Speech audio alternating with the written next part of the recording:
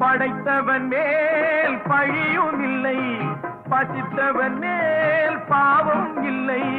கிடைத்தவர்கள் பிரித்து கொண்டார், உழைத்தவர்கள் தெருவில் நின்றார். பலர் வாட வாட சிலர் வாழ வாழ ஒருபோதும் தெய்வம் பொறுத்ததில்லை. கொடுத்ததெல்லாம் கொடுத்தான், அவன் யாருக்காக கொடுத்தான்? ஒருத்தருக்கா கொடுத்தான், இல்லை